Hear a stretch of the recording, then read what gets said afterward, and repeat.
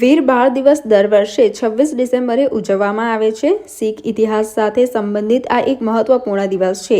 આ દિવસને વીર બાળ દિવસ તરીકે ઉજવવાનું મુખ્ય કારણ 10મા શીખ ગુરુ ગોવિંદસિંહજીના નાના સાહિબજાદા જોરાવરસિંહ અને 5 વર્ષના તેમના નાના ભાઈ બાબા ફતેહસિંહની બહાદુરીના સન્માનમાં માનમાં ઉજવાય છે. 26 ડિસેમ્બર 1705ના રોજ જ્યારે બાબા જોરાવરસિંહ અને બાબા ફતેહસિંહ મુગલો સામે ઝૂકવાનો ઇનકાર કર્યો અને પોતાનો ધર્મ બદલ્યો ન હતો, જેથી મુગલ સેનાપતિ વઝીર ખાને બંનેને જીવતા ચણી લીધા હતા. ધર્મની રક્ષા માટે પોતાના જીવનનું બલિદાન આપ્યું હતું. વડાપ્રધાન નરેન્દ્ર મોદીએ વર્ષ 2022થી ભારતમાં 26 ડિસેમ્બરના રોજ વીર બાળ દિવસની ઉજવણી કરવાની શરૂઆત કરી હતી.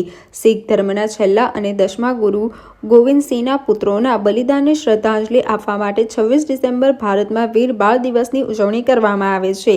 નાના સાહિબજાદાઓની બહાદુરી અને હિંમતને યાદ કરીને બાળકો અને યુવાનોને શીખવવામાં આવે છે કે નૈતિકતા અને સત્ય માટે ઊભા રહેવું એ જીવનનું સૌથી મોટું મૂલ્ય છે. આજે બાળ દિવસ ઉજવવામાં આવી રહ્યો છે ત્યારે વડોદરામાં પણ 4 સ્થળોએ શાળાના બાળકો દ્વારા પ્રભાત ફેરી યોજીને ગુરુદ્વારા દર્શન કર્યા બાદ વીર બાળ દિવસ પ્રદર્શન નિહાળવામાં આવ્યું હતું. તરસાલી સ્થિત સાઈ મંદિર ખાતેથી પ્રભાત ફેરી યોજવામાં આવી.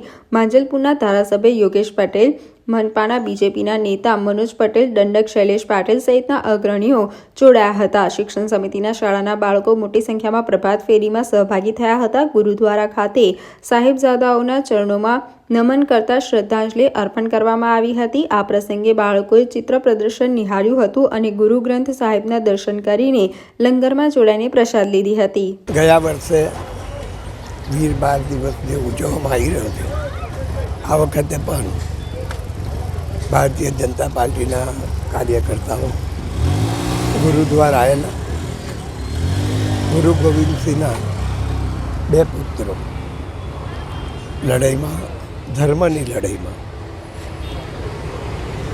ખપી ગયેલા, તેમના એ નિમિત્તે આ બાળ દિન ઉજવવામાં આવે છે. અને ગુરુદ્વારમાં શીખ સમુદાય અને ભારતીય જનતા પાર્ટીના કાર્યકર્તાઓ આ દિન સારી રીતે ઉજવે છે.